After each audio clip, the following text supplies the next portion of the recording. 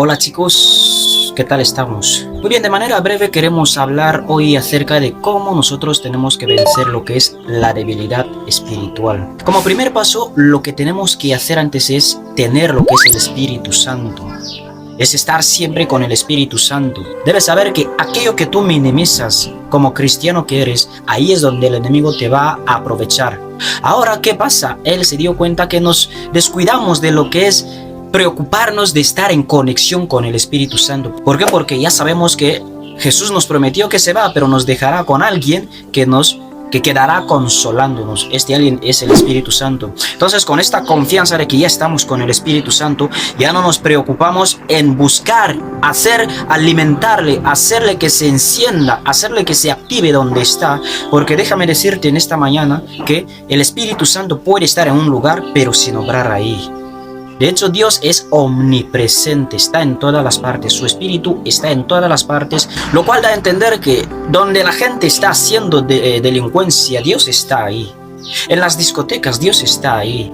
En las iglesias que no le claman a Dios, Dios está ahí. De no ser así, Él no sería omnipresente.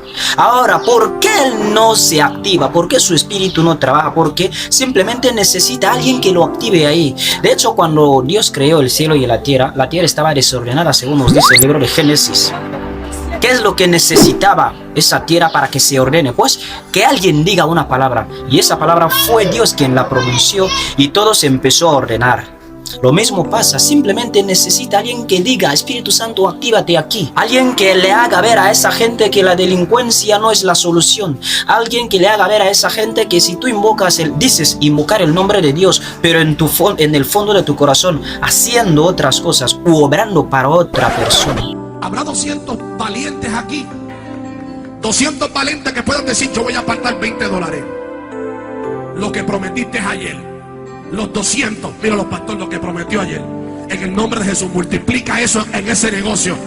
Los 20, necesito 200 personas que digan: yo tengo 20, yo voy a creerle al Señor. 200 personas, 200. ¿Quién está contando? Estás contando. 200 personas con 20, 200 personas con...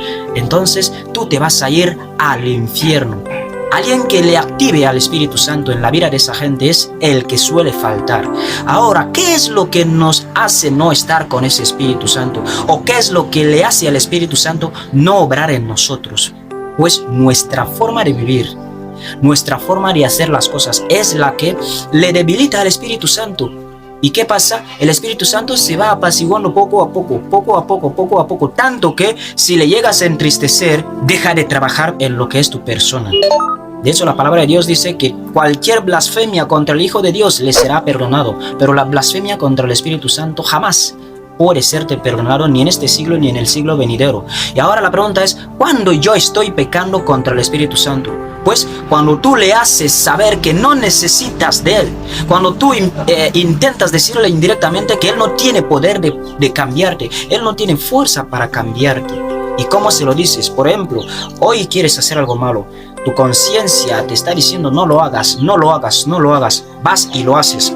Ahora tu conciencia siempre empieza a doler, tú mismo estás ahí luchando. Ahora esto mismo lo vuelves a hacer, te vuelve a doler, lo vuelves a hacer, te vuelve a doler. Pero la verdad es que cuantas más veces lo haces, menos dolor vas a ir teniendo. Y ahora habrá un lugar o habrá un tiempo que cuando lo vayas a hacer ya no tendrás dolor. ¿Por qué? Porque ya le has entristecido al Espíritu Santo, ya le has dejado sentir que no podía cambiarte, no podía hacerte dejar por completo este pecado. Ahí es donde se apaga y ya no se activa más en ti. O sea, como primer paso para vencer la debilidad es estar con el Espíritu Santo. 2. Lea la palabra de Dios. ¿Por qué? Porque en la palabra de Dios, cuando tú te sientas débil, cuando tú te sientas triste, la palabra de Dios siempre está ahí para eso. Así que lea la palabra de Dios. Lea la palabra de Dios. Si llegas a encontrar un pasaje que no entiendes, busca a alguien que creas que te puede alimentar, que te pueda ayudar acerca de la interpretación de este pasaje. Un solo pasaje puede tener muchas lecciones que no tienen nada que ver con que salgas del contexto del pasaje. Por ejemplo, Si llegamos a leer el libro de Juan, capítulo 11, versículo 35, donde dice que Jesús lloró. Si uno se levanta ahora y dice, hermanos, vamos a empezar a llorar, porque Jesús es nuestro maestro. Si Él lloró, entonces nosotros también tenemos que ir llorando en todas las partes. Esto es salir del contexto de lo que dice la palabra de Dios. ¿Qué tenemos que hacer? Mirar qué es lo que le hizo a Jesús llorar. Ahí está la lección. O sea, tienes que empezar leyendo desde arriba y, si es posible, terminar hasta abajo. Y es ahí cuando vas a entender el mensaje del pasaje o del versículo que quieres utilizar. Así que lea la palabra de Dios. Como tercer punto, la oración. Déjame decirte esto. A Satanás no le molesta que te vayas a la iglesia.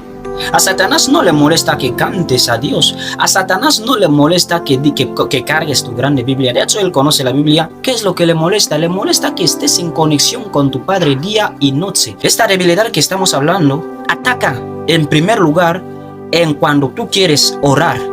Ahí es donde primero te atacan. Solo dices gracias, Señor, por este día. Amén. Te duermes.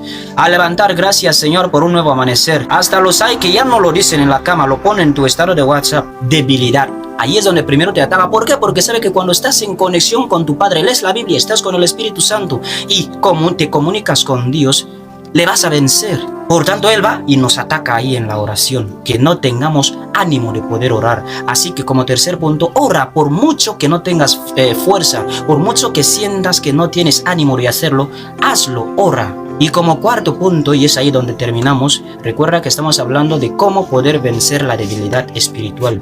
Ve a la iglesia. El ir a la iglesia no te hace ser cristiano, no, pero la iglesia te ayudará muchísimo y en gran manera en cómo tienes que vivir como cristiano que eres, como ser humano que eres, como persona que eres. Sí, es normal que una persona puede tener un imprevisto, una persona puede decir, hoy no voy a irme al culto. Muy bien, pero por favor busca maneras de que el mayor porcentaje forma parte de los días que vas a los cultos o asistes a los cultos.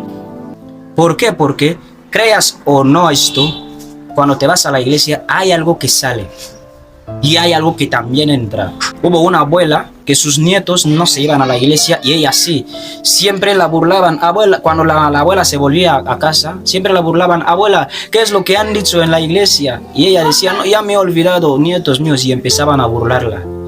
El otro día pasó lo mismo y un día ella manda a su nieto con una escudilla con agujeritos y le dice a su nieto, por favor vete a cogerme agua en el río. El nieto se fue, cogió agua, pero cuando regresó ya no había agua en la escudilla. Le volvió a mandar, vete a coger más, vete a coger más, vete a coger más. Eso pasó en 5 ocasiones. Ahora cuando llegó la 5ª vez, la abuela le volvió a preguntar, ¿y el agua que te he mandado a coger? El nieto le dijo, abuela, yo ya me he cansado. Siempre que cojo agua en el río, al llegar en casa ya no hay agua dentro de la escudilla. La abuela le dijo al nieto, muy bien, ahora mira la escudilla. Cuando te fuiste la primera vez al río, ¿cómo estaba? El nieto le dijo que estaba muy sucio. Muy bien, ahora mira cómo está ahora. Ya estaba limpio.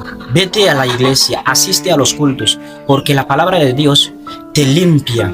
Y tú que me estás viendo donde sea que estés ahora mismo, que hasta ahora no le has entregado la vida o tu vida a Cristo Jesús, ¿qué esperas? ¿Que haya falsos profetas? Sí los hay. ¿Que haya falsas iglesias? Sí las hay. ¿Que haya falsos pastores? Sí los hay. Pero esto no tiene que ser motivo o razón como para que digas que yo ya no le sirvo a este Dios porque había muchas falsas iglesias. Imagina el día del juicio, el Señor te pregunta, ¿por qué no me aceptaste? No, porque había muchas falsas iglesias. Muy bien, ahora los de las falsas iglesias, venir aquí. ¿Estabais fomentando un falso evangelio, sí o no? Sí, al infierno. Tú, ¿por qué no creíste en mi palabra? Porque había falsas iglesias. Muy bien, ellos ya han recibido su paga. Ahora dime, ¿cuál era tu problema? Si yo era el que les iba a juzgar y tú no. Imagina una conversación como esta. ¿Qué pasaría contigo? Así que para evitar esto, por favor, busca una iglesia donde sea que estés y empieza a congregar ahí. No tenemos que volver a postergar nuestra decisión de entregarle nuestras vidas a Cristo Jesús. Dios me los bendiga a todos y muchas gracias.